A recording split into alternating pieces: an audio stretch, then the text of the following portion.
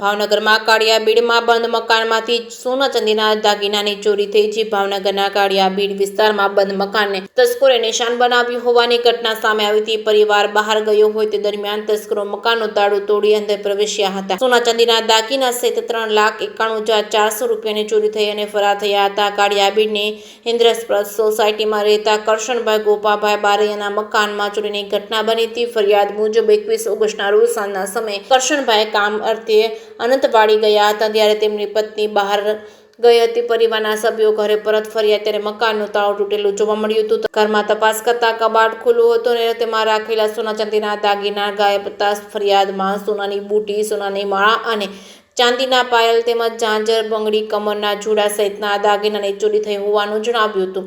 ચોરાયેલ દાગીનાની કુલ કિંમત ₹1,40,000 રૂપિયા હોવાનું ફરિયાદીમાં જણાવ્યું હતું। સમગ્ર મામલે મકાન માલિકે નીલમબાગ પોલીસ સ્ટેશનમાં ફરિયાદ નોંધાવી હતી। પોલીસે ફરિયાદના આધારે ગુનો નોંધી વધુ તપાસ હાથ ધરી છે। કે સિંગલ સાથે હિરેનભાઈ, ભાવનગર। તમારું નામ? મારું નામ બારિયા કરશનભાઈ ગોપાભાઈ। શું બનાવ બન્યો છે? મારા ઘરે ચોરી થઈ ગઈ છે। મારા ઘરના હવા એક દરવાજો બંધ કરી લોક મારીને ગયા હતા। હવા પાછા ઘરે આવ્યા ત્યાં તાળું હાથમાં આવ્યું। તાળું નહોતું ખોલેલું, નકુસો તોડ નાખેલો હતો। શું ચોરી? અંદર આવ્યા તો બધું વેરફેર હતું ને સોના ચાંદીના ઘરેણા સોરાણા છે ને થોડાક બાળકના ગલામાં પૈસા લેવાના છે। ટોટલ આશરે કેટલા કિંમતનું હશે બધું? અત્યારે આશરે તો 1.5 લાખ જેવું બતાવે છે। વિસ્તાર કયો છે? ઇન્દ્રપ્રસ્થ વિસ્તાર, કાળિયાબીડ।